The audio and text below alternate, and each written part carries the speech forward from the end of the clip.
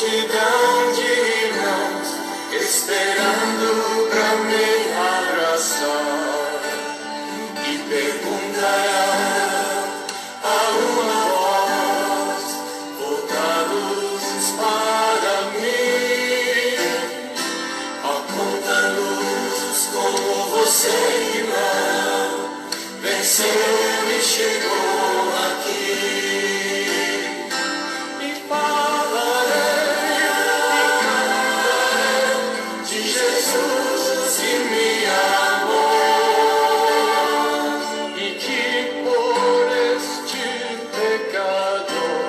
Assim mesmo se entregou.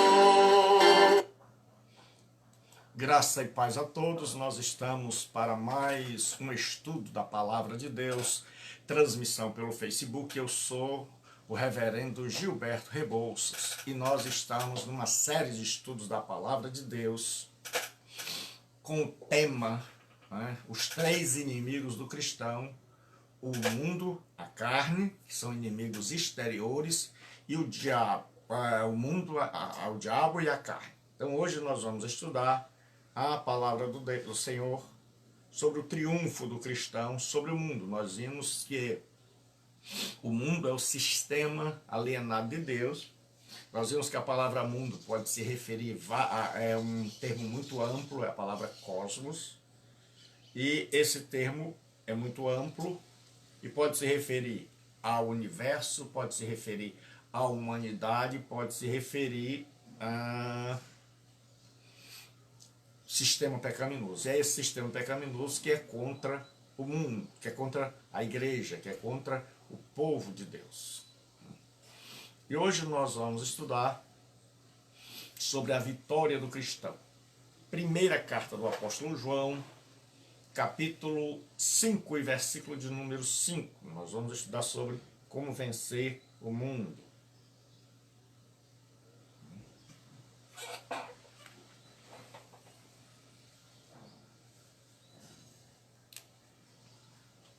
Capítulo 5 e versículo de número 5.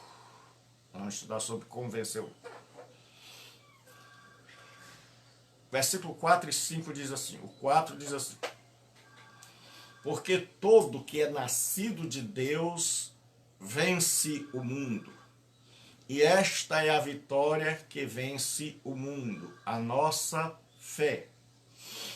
Quem é o que vence o mundo, senão aquele que crê que Jesus Cristo é o Filho de Deus? Senhor nosso Deus e Pai, nós estamos em Tua presença, pedindo a Tua bênção para as nossas vidas, pedindo a Tua graça neste momento, pedindo que nos instrua e que fale conosco através da Tua palavra. Em nome de Jesus eu te peço, te oro e oro a Ti e agradeço. Então hoje nós vamos concluir, se Deus assim permitir, o cristão versus o mundo. Cristão versus o mundo. Nós vimos que o mundo é antagônico a Deus, que o mundo tenta roubar, tirar aquele tempo, aquele momento, aquela expressão de fé a Deus, aquele amor a Deus. O mundo quer que nós o amemos, que nós sejamos seduzidos por Ele, e não que nós sejamos adoradores de Deus. Então o mundo quer isso. E nós vimos que o mundo ele tem seu princípio com a rebelião. Então o mundo é aquele que está separado de Deus desde a queda. Então o mundo existe desde a queda. É esse princípio dominante de vida que nos separa de Deus, que separa a raça humana de Deus, que faz com que as pessoas vivam um tipo de vida para as quais elas não foram criadas, tipo de vida contrária ao ensinamento do Senhor, nosso Deus. Então, nós vimos o seguinte, até hoje, nós vimos, durante esses dias, que, fazendo uma breve recapitulação, que que o mundo é antagônico ao Pai. A Bíblia diz: não ameis o mundo, porque nem tudo que nele há. Deus abençoe, Lucilene. Nós vimos que o amor do Pai, o mundo passa, mas aquele que faz a vontade de Deus permanece para sempre. Nós vimos que o mundo e Deus são autoexcludentes, ou você é amigo do mundo, ou você é amigo de Deus. Nós vimos que o mundo odeia o cristão por causa da palavra de Deus, porque o cristão resolve se guiar, se nortear, não pelo ensinamento dos filósofos, das ideologias deste mundo, mas pela Escritura. Nós vimos que o cristão é perseguido por não conhecer a Deus. O mundo persegue o cristão por não conhecer a Deus. E nós vimos que o mundo procura corromper as relações entre o cristão e Deus. E para concluir essa primeira parte, o mundo produz aflições no cristão. Em João 16:33, Jesus diz: tenho-vos dito isto, para que em mim tenhais paz. No mundo tereis aflições, mas tende bom ânimo, eu venci o mundo. Jesus Cristo avisa, alerta, orienta, porque muitas vezes o cristão parece que não compreendeu isso, que o mundo não vai produzir em nós alegrias, não vai nos receber com carinho, vai ser hostil ao cristão verdadeiro. E sempre eu gosto de deixar bem claro a diferença que eu faço entre cristão e cristandade. Cristão é o verdadeiro, é o regenerado, é o nascido de novo, é aquele que ama a Deus com todas as suas forças, que ama o próximo, é aquele dedicado a Deus. E cristandade são aqueles que professam, independente do ramo do cristianismo a que pertençam, que professam da boca para fora, que são apenas nominais, que são apenas pessoas que dizem ser cristãs, mas não têm compromisso com o Evangelho e nem mesmo o conhecem direito. Então Jesus diz assim, ele chega para os discípulos e diz: tenho-vos dito isto, para que em mim tenhais paz.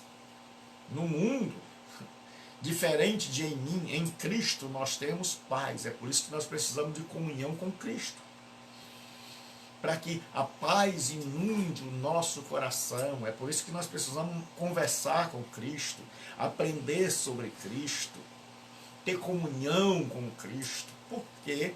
Porque essa comunhão vai gerar em nós paz, porque ao sairmos, se é que assim pode se dizer, de um ser que é onipresente, desta comunhão, nós vamos entrar na vida real, no mundo, ante Deus, e Jesus diz: no mundo tereis aflições,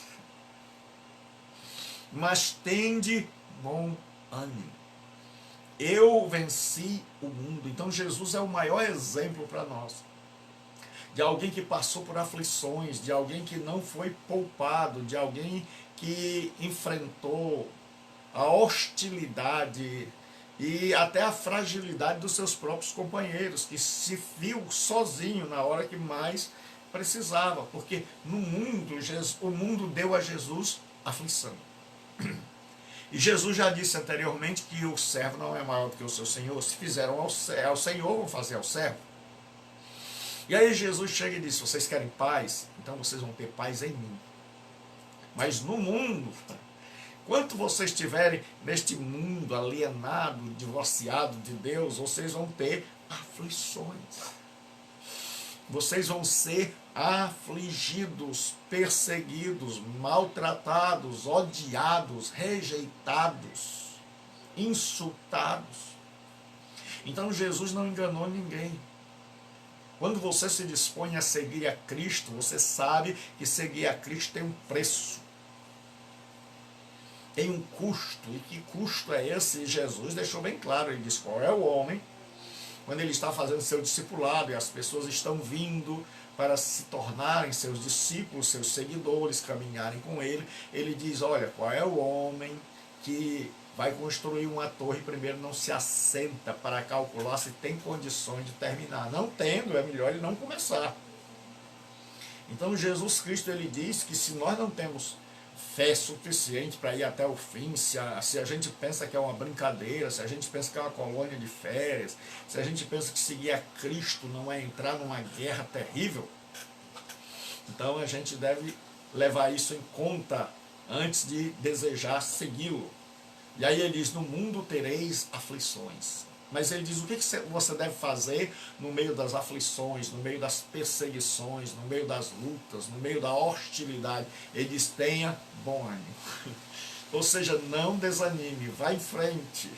Tenha bom ânimo, não desanime, vá em frente. Aí ele diz, por que nós devemos ter bom ânimo? Porque nós temos alguém que foi na frente. Nós temos alguém que triunfou. Então é possível, ele está dizendo, porque eu venci o mundo. Ele está dizendo, eu não estou pedindo a vocês algo que eu mesmo não tenha feito. É isso que nos encanta em Jesus maravilhoso. Então ele diz, eu venci o mundo. Se eu venci, vocês podem vencer, claro, com a ajuda dele. Então, agora nós vamos para o último ponto do nosso estudo, sobre o mundo. É claro que a gente não vai esgotar, a gente vai apenas... Qual é o objetivo aqui? É fomentar o desejo de pesquisar mais, de estudar mais sobre o tema, não de exaurir o assunto. O triunfo do cristão sobre o mundo. O triunfo sobre o mundo pela fé em Jesus. É a primeira coisa que João vai falar. João usa muito esse contraste entre o cristão e o mundo. Se você percebeu, a grande maioria dos textos que eu usei aqui foi retirado ou do Evangelho ou das Epístolas. Então, no capítulo 5, versículo 5 da sua primeira carta, João diz assim, quem é que vence o mundo, senão aquele que crê ser Jesus Cristo, o Filho de Deus? Naquela época, hoje é muito fácil você falar de Jesus depois dos concílios, depois da igreja, depois das decisões da divindade de Jesus Cristo, depois dos credos, depois da propagação do Evangelho. Mas nos dias do Novo Testamento, somente uma pessoa regenerada pelo Espírito Santo teria condições de afirmar que Jesus era o Cristo, porque crer em Jesus Cristo como o Filho de Deus era perder todo mundo, era perder os amigos. Se você fosse judeu, você era jogado para fora de casa, você perdia o direito à sinagoga, você perdia a amizade das pessoas, você era percebido e visto como um traidor. Diante do governo romano, seus bens eram confiscados, as pessoas achavam que podiam bater e maltratar você, e as autoridades fechavam os olhos para estas ações. A pessoa perdia o emprego, então não era fácil. Somente alguém realmente que estava disposto a bater de frente com esse mundo, somente alguém que realmente tinha sido alcançado pela maravilhosa graça de Deus, tinha coragem de dizer que Jesus é o Filho de Deus. Então, João diz assim, quem é o que vence o mundo, senão aquele que crê que Jesus é o Filho de Deus.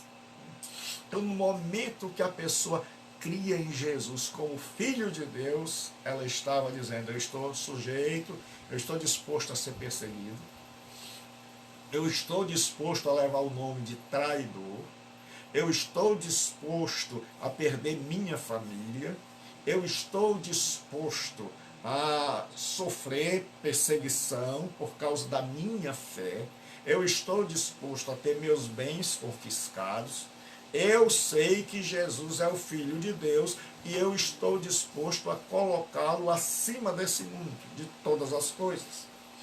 E aí João diz, quem tem essa fé venceu o mundo. Porque muita gente não aceitava com medo da rejeição da família. É como hoje.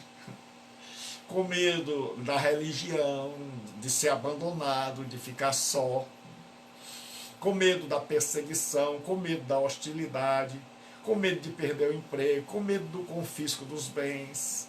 Então hoje tem muita gente que não converte-se a Jesus Cristo, que sabe que Jesus é o Salvador, sabe que tem vida eterna, sabe que sem Ele vai para o inferno, mas tem medo, se acovarda. Por isso que a Bíblia diz que os covardes não herdarão o reino dos céus, porque para seguir a Jesus Cristo você tem que ter muita coragem e tem que declarar sua fé.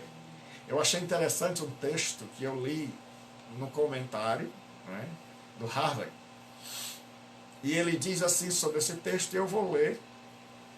Esse tipo de confissão que João requeria da parte dos cristãos era necessário por causa do engano dos gnósticos com os quais se defrontaram.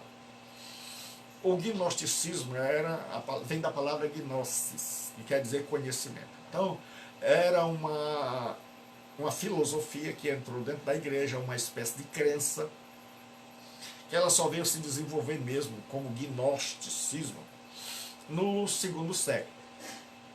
Mas que esse tipo de crença já existia de forma incipiente, embrionária, nos dias do Novo Testamento, misturada, é claro, com várias outras coisas das religiões. Era uma verdadeira salada religiosa. Então os gnósticos negavam a divindade de Jesus porque eles não imaginavam que um homem pudesse ser Deus. Porque na cabeça deles, segundo o dualismo começado com Platão,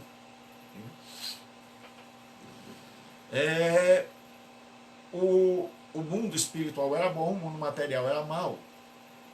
Então João está lidando com os gnósticos. E ele está dizendo que você crê que Jesus é o Cristo, sendo homem, naquela época, era ter muita coragem. Mas o que ele diz depois é tremendo. Ele diz assim: a igreja foi forçada a tomar partido em assuntos chaves, ou seja, tem assuntos que são secundários. Santo Agostinho, ele dizia o seguinte: nas coisas não essenciais, liberdade. Nas coisas essenciais, unidade. Sobre todas as coisas, caridade. Isso vem se repetindo pelo mundo. E existem coisas que a gente chama de verdades inegociáveis. Por exemplo, a humanidade e divindade de Cristo. Que Jesus é 100% homem e 100% Deus. Isso é uma verdade inegociável. Então os gnósticos negavam a humanidade de Cristo. E negavam, melhor dizendo, a sua divindade. Se ele era homem, então ele não podia ser divino. E aí o cristianismo tem que se posicionar.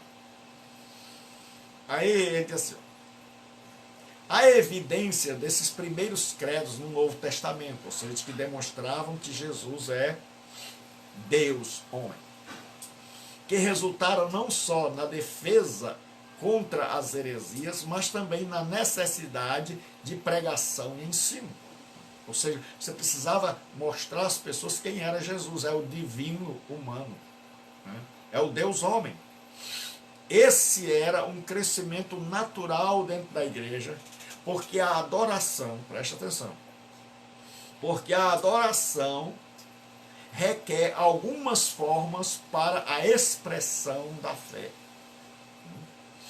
O que não pode ser analisado com cuidado e de forma crítica e expresso com clareza razoável, não pode requerer lealdade completa de uma pessoa. Isso aqui eu achei tremendo.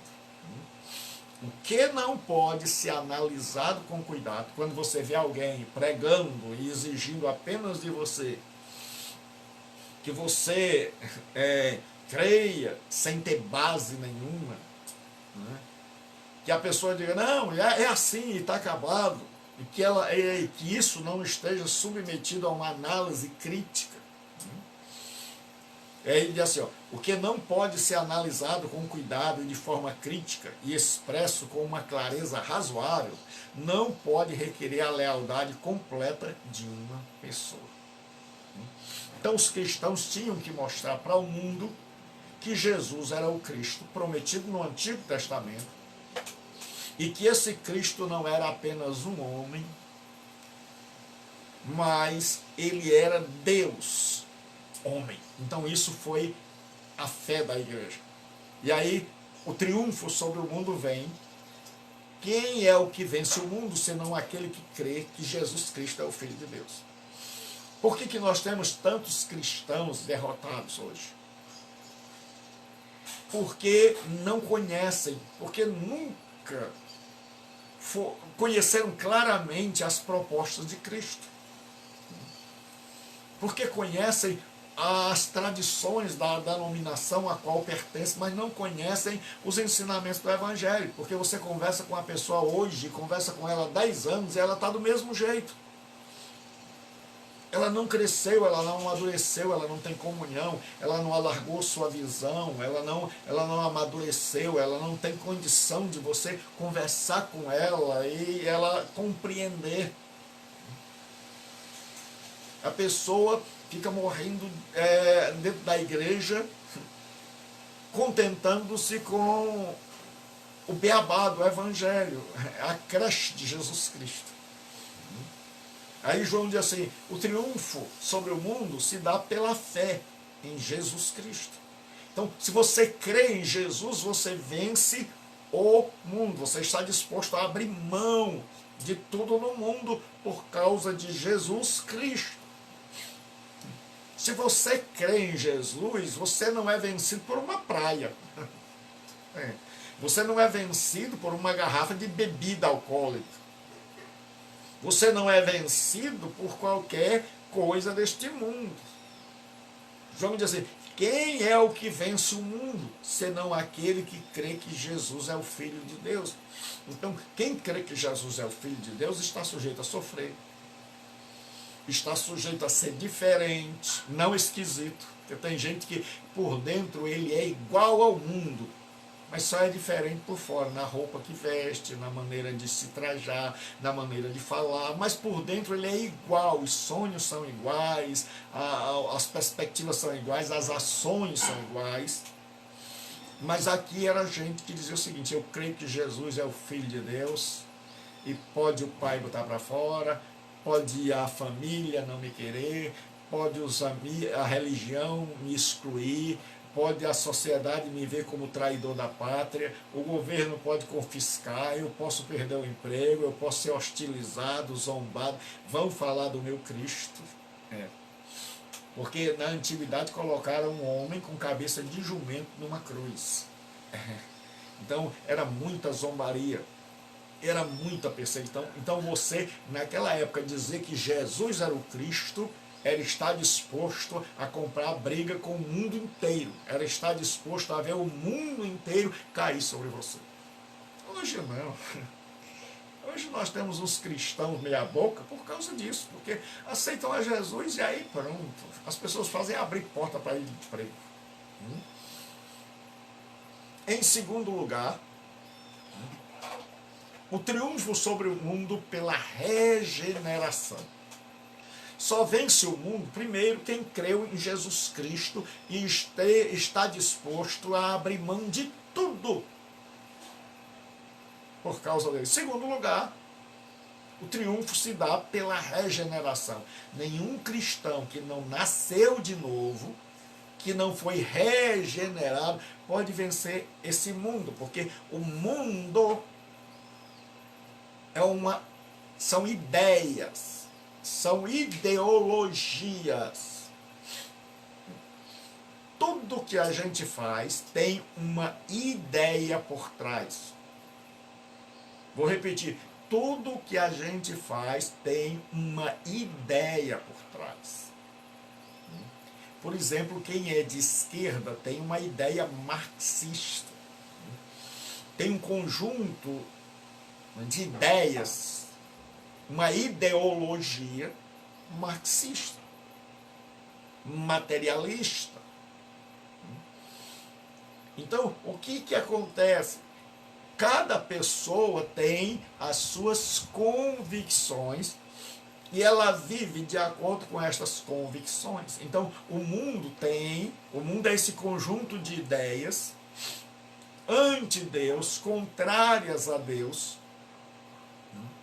O mundo não é as plantas, não são as plantas, as águas, o mar. O mundo é esse conjunto de ideias anti-Deus, onde as pessoas que estão nesse sistema, elas partilham destas ideias. Assim, a Bíblia não é a palavra de Deus. Todos nós vamos morar no céu. Faça tudo para ser feliz, o que importa é ser feliz. Eles distorcem a palavra amor. Por exemplo, fazer sexo é fazer amor. Então, essas ideias, elas se materializam na vida de gente. E isso é que a Bíblia vai chamar mundo. Mundo é, antes de tudo, um conjunto de ideias. E o cristianismo tem o seu conjunto de ideias, que se materializa em pessoas. Oi, Aninha, Deus abençoe. Aí por isso você vai ver o embate, o enfrentamento. Porque o mundo diz, por exemplo, então, o reino dos céus é um conjunto de ideias, de crenças. São as leis do governo divino. E aí, quando você se submete, quando você é regenerado, olha o que João diz.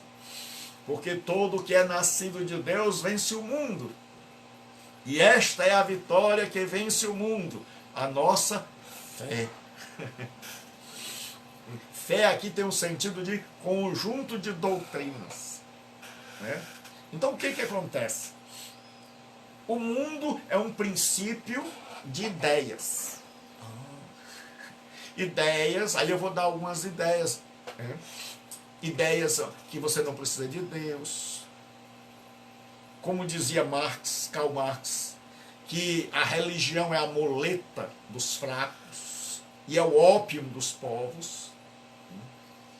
Então, ele diz que os fracos é que precisam de religião, que a religião entorpece, como a droga deixa a pessoa fora do ar, sem Wi-Fi. Ele diz que a religião faz isso.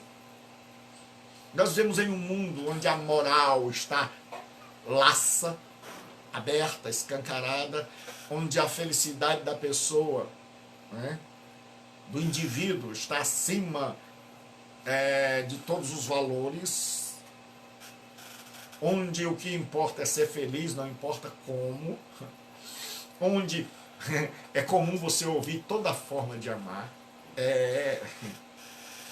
Então, estas ideias conquistam pessoas que as abraçam e as defendem ferronhamente. Aí vem as ideias do reino de Deus. Quando alguém é regenerado, é infundido nela, é implantado nela as ideias de Deus. Do amor ao próximo, da liberdade com limites, de uma ética, do não ao aborto, da dependência de Deus, do não às paixões, porque todos nós temos paixões, que o grego vai chamar de epitimia, que a Bíblia vai traduzir por uma palavra difícil, conscupiscência. São desejos fortes. Então, qual é a diferença? É que no secular o povo diz, dá vazão. Vai em frente. Você gostou de outro homem? Vai em frente. O que importa é ser feliz. No cristianismo, a história é outra. Você tem esse sentimento? Tem? Então, domine. Então, controle-se. Então, rejeite, porque é contra a vontade de Deus. Aí a pessoa diz, então Deus vai te dar força para você largar isso. Aí o mundo vem e diz, não. Aí começa o embate. Não há cura. Aí eles começam a debochar. Fulano, cura o Beltrano. Aí começam a debochar. Por quê? Porque são dois sistemas antagônicos baseados em ideias diferentes. E tem muita gente que nem sequer está conseguindo me acompanhar no raciocínio. Porque ainda não entendeu o que é cristianismo e o que é mundo. Porque quando você é cristão, você começa a analisar o mundo e descobrir o seguinte. Deus abençoe, Regivan. Você começa a ver o mundo e dizer, rapaz, as minhas crenças, o plano de Deus é completamente oposto. Você começa a ver e dizer assim, olha, rapaz, no plano de Deus é assim, castidade. Sexo depois do casamento. Aí nós vemos na igreja hoje muita gente casando já grávida, correndo para apressar o casamento, porque o menino já foi encomendado. E pensam que isso é cristianismo, isso é mundanismo. Então, o mundo tem essas ideias. Eu não preciso de Deus. E quantas vezes nós, na prática, não assumimos essa ideia mundana de amanhecer sem orar, de dormir sem orar, de não ler a Bíblia, de não comungar com Deus, de não ter comunhão com os irmãos. Então, na prática a gente não deixou de ser mundano. É o mundano de Bíblia, é o mundano de paletó. Porque a gente ainda tem os mesmos valores do mundo. Agora você começa a entrar em choque com o mundo quando os seus valores mudam, quando você compreende a vontade de Deus para a sua vida. Aí você começa a bater de frente com o mundo. Aí você diz, não, espera aí, o negócio está errado. Por exemplo, no mundo tem a questão de cada um querer ser o maior. Então no mundo há uma escada. No mundo ninguém quer ser pequeno. No mundo quem é pequeno quer ser grande. Aí vem Jesus e diz, mas no meu reino, o maior é o menor. Quem quiser ser o maior, se torne servo de todos. Aí você vê que é um choque. Você vai ver que o criador do mundo, o capeta, o diabo, Satanás, que o pessoal morre de medo de falar, ele, se você comparar Satanás e Jesus Cristo, vou mostrar para você.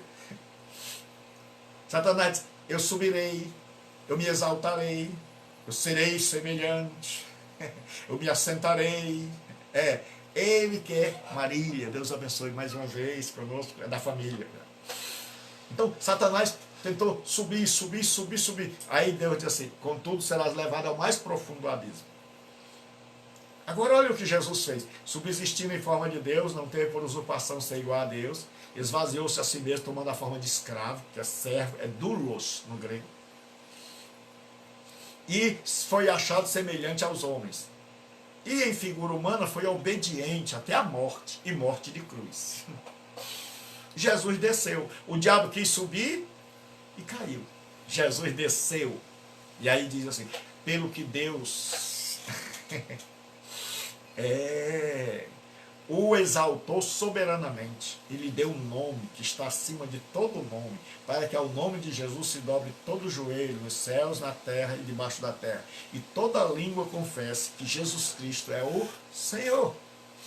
Então no mundo tem uma escada ascendente, uma escada para cima, e está todo mundo nessa correria. Quem chega lá, e um joga o outro, e um puxa o tapete do outro, e não quer saber, certo? Eu não sei se você já assistiu, se ainda não assistiu, eu recomendo que você assista. Tem um desenho animado antigo, chamado Corrida Maluca. Que o grande problema é que o pessoal só lê Bíblia e assim mesmo nem Bíblia lê. E quando lê mal lido.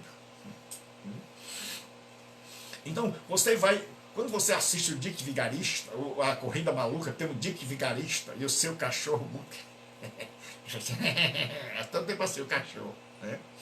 Eles vêm para fazer. Então, o Dick Vigarista, ele vive para tentar sabotar o carro dos outros. Você assiste o desenho animado, é interessante, porque ele está lá na frente. Se ele se preocupasse só com ele, ele ganhava todas as corridas. Mas ele está lá na frente, aí ele está preocupado em botar prego na estrada, ele está preocupado em danificar o carro da Penélope Charmosa. E aí ele está preocupado. Se ele fosse se preocupar em correr, porque você vai ver no desenho que sempre ele está lá na frente. Mas os outros passam dele porque ele está fazendo arapuca para o povo cair. E hoje nós temos um monte de Dick Vigarista de Jesus, que ao invés de se preocupar, como disse Paulo, esquecendo-me das coisas que para trás ficam e prosseguindo para as que estão diante de mim, prossigo para o alvo, pelo prêmio da soberana vocação de Deus em Cristo Jesus.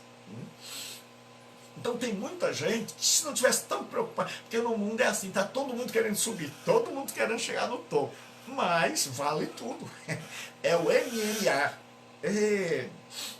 Certo? Então vale cotovelada, vale tudo, vale puxar o tapete, vale mentir, vale roubar, vale tirar roupa, vale adulterar, vale passar por cima dos escrúpulos. O importante é chegar lá, e o povo que está lá embaixo discorre.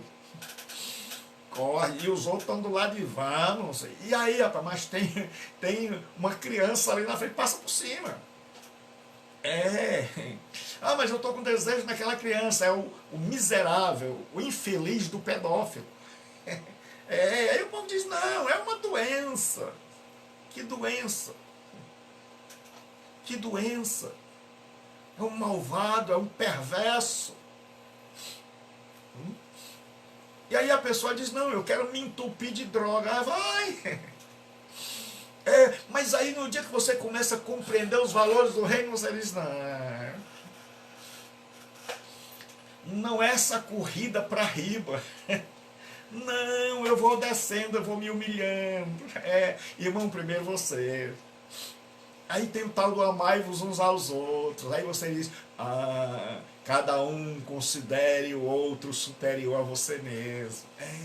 Porque no mundo a pessoa tem uma ideia de que ela é melhor que o outro. E que ela é rica de espírito. Quando você conhece os valores do reino de Deus, você descobre que você não é melhor que o outro. Que você é pobre de espírito, que não tem nada em você mesmo que não tenha recebido de Deus. E aí você começa a valorizar o outro. Aí você começa a olhar para o outro e dizer, agora eu entendi a história. Então você vai ver que são comportamentos completamente diferentes. Aí você vê que dentro das chamadas igrejas, as pessoas estão com o mesmo comportamento do mundo. É todo mundo correndo para subir. É escada acima. Ninguém está escada abaixo. Vale tudo. Ninguém quer ajudar o outro a subir. Paulo diz, levai as cargas uns dos outros. A pessoa diz, não, te vira. Dá teu jeito, eu tenho que chegar lá. Então, as pessoas estão correndo, aí a pastorada está assim, meu irmão, nós vamos consagrar. E a pessoa vai subindo, ela vai ser um diácono, presbítero, e aí vão fazendo os degraus. E aí a pessoa está na igreja sendo mundano. Aí todo vestidinho direitinho, cabelozinho penteadinho, assim. Uma gravatinha, uma Bíblia debaixo do braço, mas os princípios do mundo. Vai ter consagração. Eu quero subir. Agora eu sou diácono. Tá pensando o quê? Agora eu sou presbítero.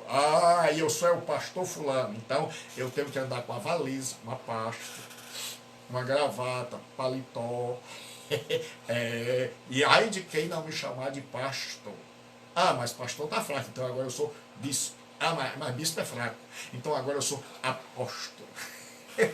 É, mesma coisa do mundo, o mesmo orgulho maligno, diabólico, uma hierarquia, onde tem o general e os soldadinhos. Mas Jesus disse não, o Filho do Homem não veio para ser servido, mas para servir. No mundo, Jesus faz muita diferença. Jesus disse, só o pensamento do mundo é assim. A lógica do mundo é que o maior manda no menor. E que os poderosos governam os pequenos. Jesus disse, entre vós não será assim. Quem quiser ser o maior, seja o menor. Então a lógica do reino é completamente diferente da lógica do mundo. E é por isso que não dá. E é por isso que é possível você estar dentro de uma igreja e ser completamente mundano. E pastor, quando é que a gente vence? E eu sei, porque todo aquele que é nascido de Deus vence o mundo. E esta é a vitória que vence o mundo, a nossa fé. Então a regeneração faz você começar a pensar diferente. E esse pensamento agora é concretizado no que a gente chama de teologia. Nós colocamos na prática aquilo que nós cremos aqui, aquilo que está aqui no coração. E nós dizemos, olha, eu creio que Jesus é o Filho de Deus. Ah, mas não é problema seu. Problema seu. A minha fé é esta. Eu estou no reino de Deus. E no reino de Deus diz que eu tenho que ser menor e não para riba. Então eu vou viver para ajudar meu próximo. Eu vou viver para estender a mão e dizer, vamos comigo. Eu vou viver que se alguém for surpreendido em algum pecado, diz Paulo, vós que sois espirituais, encaminhai o tal com espírito de mansidão. Então eu vou chorar com os que choram, eu vou sentir o outro maior que eu. Eu não vou ter essa questão dessa hierarquização, eu não vou estar preocupado com o título que eu tenho. Já imaginou o apóstolo Gilberto Rebouças? Meu irmão, se você está preocupado com título, com reconhecimento humano, parabéns, você é um mundano, é um mundano de Cristo. Você não compreendeu nada do Evangelho. Então o Evangelho é essa ideia de Cristo. É esse ensino de Cristo que diverge. É esse ensino que Jesus disse, se vocês amarem somente os que vos amam, que recompensa tereis? O que vocês esperam? Ele diz, as prostitutas amam quem ama elas. Os publicanos amam quem ama eles. Olha, meu irmão, é muito fácil você amar. Jesus disse, amai os que vos odeiam e orai pelos que vos perseguem. Isso é cristianismo. Isso é completamente oposto do mundo. Então, o mundo não é isso de, onde é que está o mundo? Está do lado de fora do templo. Do lado de fora do templo é o mundo. Do templo para dentro é a igreja. Engano. Certo? O mundo é um conjunto de ideias que pode estar dentro da igreja.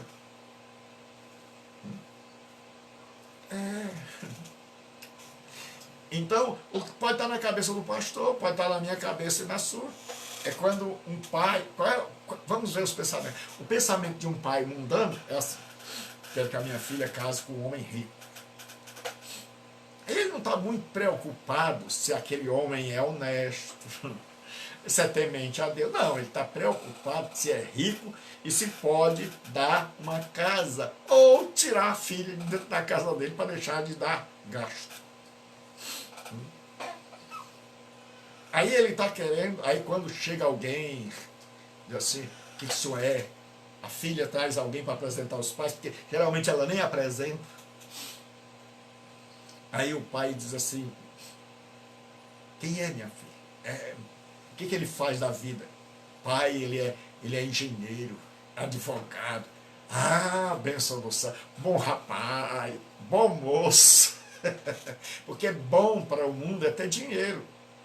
Bom para o mundo é ter uma faculdade. Aí a moça chega, traz um moreninho, afrodescendente. Já começa pela cor, a pessoa já começa... certo? Que hoje as pessoas são vistas pela cor da pele. E aí o que que acontece? A pessoa diz assim, quem é? Quem é o teu namorado? Não, pai, ele é pedreiro. Pronto. Já é do diabo. A pessoa diz, não, isso não é de Deus não, minha filha. Saia dessa, você está muito nova para casar. A pessoa não tem a coragem de dizer, eu não quero que você case com pedreiro. Mas pai, o homem é temente a Deus. Mas pai, o homem é um bom filho, vai ser um bom marido, me ama, me quer bem, tem respeito pelo Senhor. Não. Eu ainda prefiro o engenheiro. Então isso é ser mundano. É quando a gente escolhe as pessoas pelo que elas têm, pela cor da pele, pelo status social e não pelo caráter. Aí você vai perceber que tem um monte de gente que é mundana dentro da igreja. E que o mundo... Desculpa a ligação. Então o que que acontece? Jesus diz assim, João diz, porque todo que é nascido de Deus vence o mundo.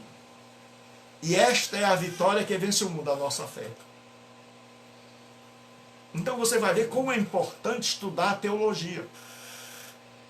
Porque o que é teologia?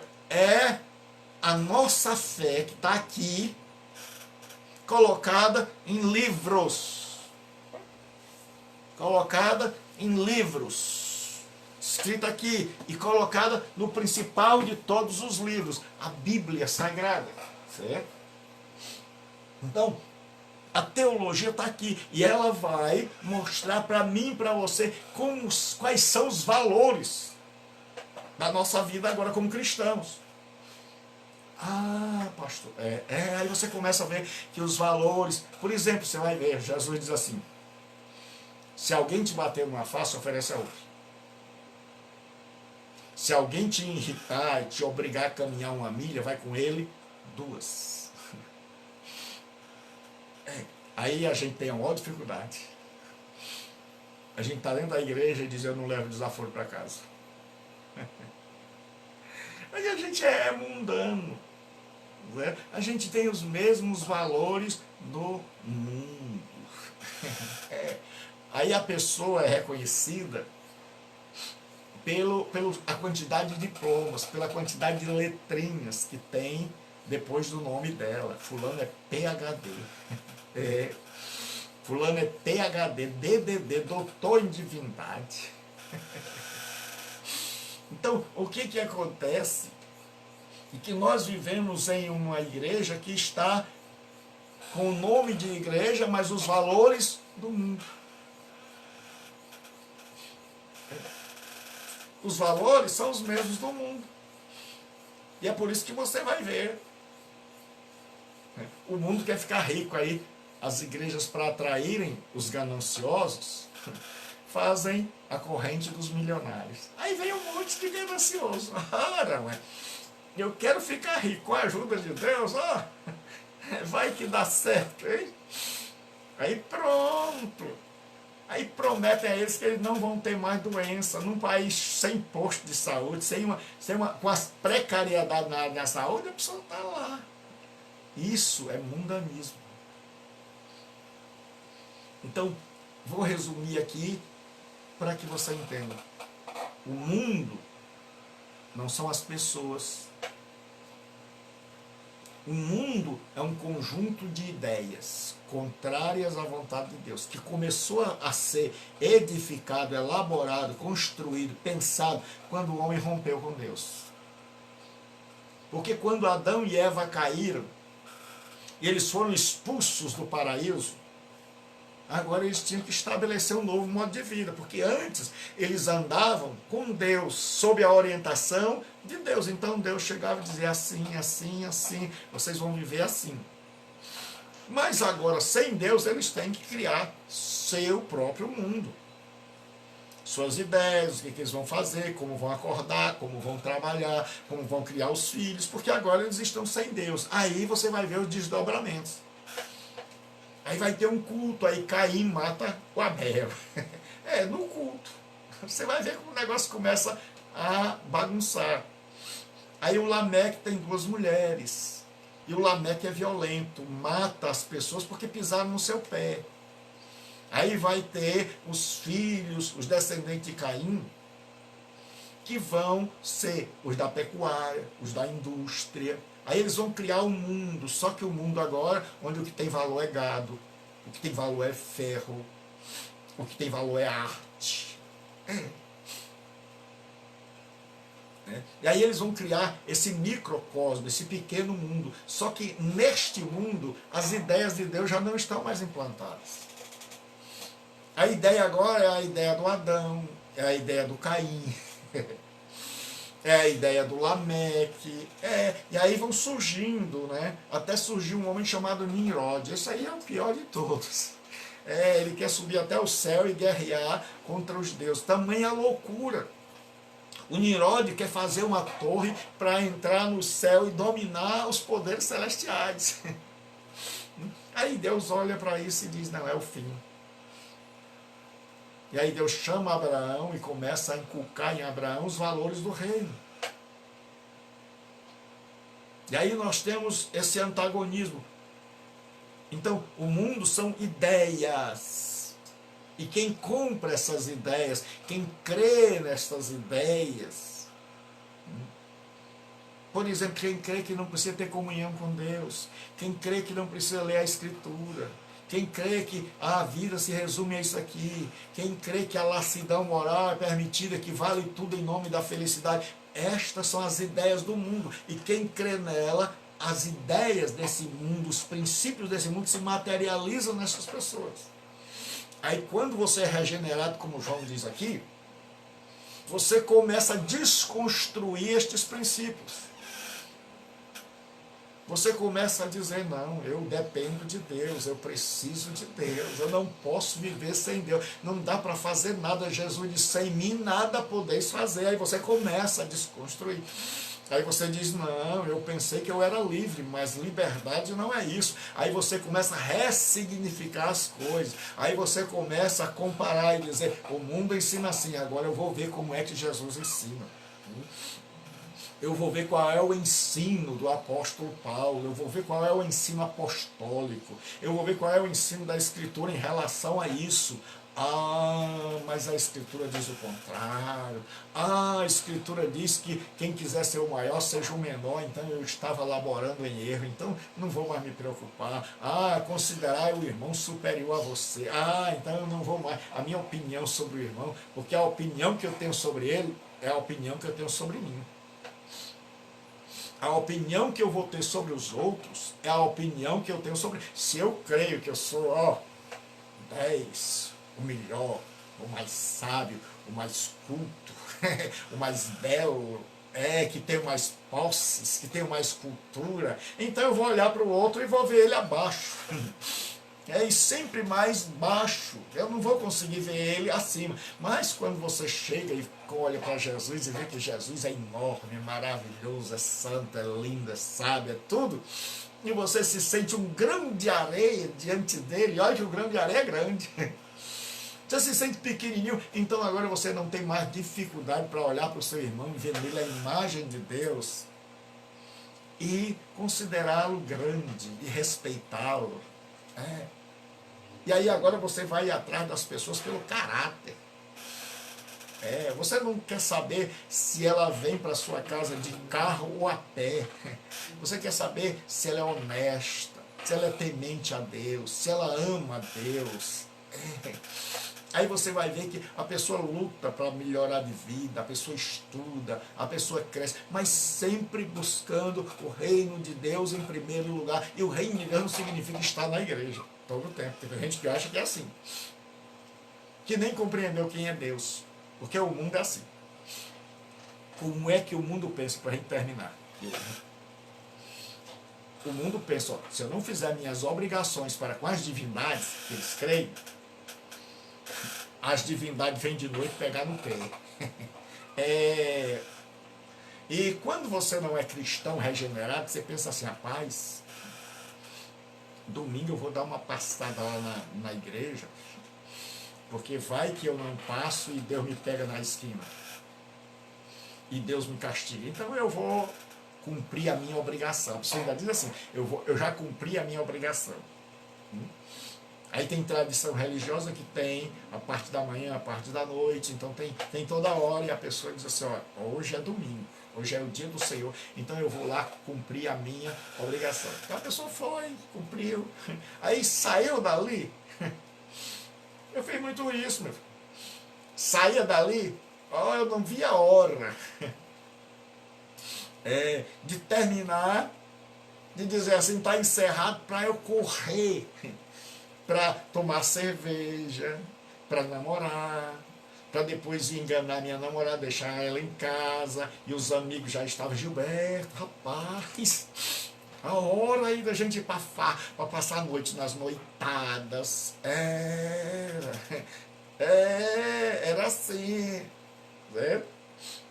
Então a gente vai para a igreja, mas contando a hora, dizendo assim, bom mesmo está lá fora, aqui dentro, eu não estou nem ouvindo direito, eu vim aqui só cumprir uma obrigação. Nós temos muita gente que vem para a igreja só cumprir uma obrigação.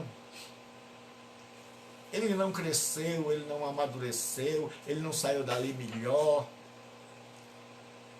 Ele quer mesmo a hora, quando termina, aquele momento em que está ali, todo mundo junto, é o momento de ir para casa, é o momento de ver a namorada, é o momento de sair dali, vamos comer uma pizza. Isso não tem nada a ver com pecado, estou dizendo que a gente não deu valor ao momento de estar com Deus. Aí dá 9 horas, meu irmão, pode Jesus estar pregando, as pessoas estão tudo se arrumando e se coçando para ir embora. Deu 9 horas, meu amigo, vá, não, nenhum pregador espere para que o povo fique, porque o povo se manda, porque o povo tem hora, assim como a gente tinha hora lá fora. Não é ainda que a gente tinha hora, a gente diz, rapaz, está na hora da minha farra, esse negócio aqui está demorando muito. Os meninos já estão, e os outros estão, cadê, vem, calma, estou cumprindo a minha obrigação. Porque a gente tinha medo da divindade. Porque a pessoa ia lá e oferecia oferendas para acalmar as divindades, ou para que a divindade pegue no pé do outro e diga assim, eu não tenho coragem de te dar um murro não, mas eu vou fazer umas coisas para você vai ver como você não. Ou então para tomar o marido do outro. Aí no cristianismo a pessoa está do mesmo jeito, não mudou nada. Vem e diz assim, pastor, ore por mim. Que foi? Não é porque o meu marido, ele me abandonou. Aí a gente diz assim, mas era casa? Não, eu era junto. Ele deixou a mulher dele, agora está voltando para ela, e me abandonou, eu amparei. Eu disse, mas ele não era seu marido. Não, mas eu queria que o senhor orasse para ele voltar. Está vendo como é a mesma coisa? É a mesma história, meu filho. Aí eu sempre digo, rapaz, eu sou pastor. Eu não faço marido voltar não, eu faço Jesus entrar no coração, é diferente. Aí a pessoa chega e diz assim, ele não estudou, não se profissionalizou, aí ele vem e diz, pastor, ore por mim. Por quê? O que está acontecendo? É porque eu estou passando fome, e o irmão já foi trabalhar, já ouviu falar nisso, trabalho. Não, pastor, mas é porque assim, tem a igreja, o senhor sabe, né? Eu trabalho na obra. Que obra? Que obra? Não, pastor, eu sou da obra de Deus. Eu de manhã estou na casa de um, de tarde estou na casa do outro. Você vê, certo? Que é a velha malandragem lá do mundo. Então são pessoas. Aí você diz assim, por que o irmão não estuda até o novo? Não, eu sou muito ignorante. Não dá para mim, não. Eu não tenho mais cabeça para isso, não, pastor. Porque, na verdade, ele não quer ter trabalho. Ele quer viver na malandragem. É o malandro de Jesus. Então, você vai ver que aí as pessoas pegam, diz que mundo é uma calça, é um corte de cabelo, é uma pintura.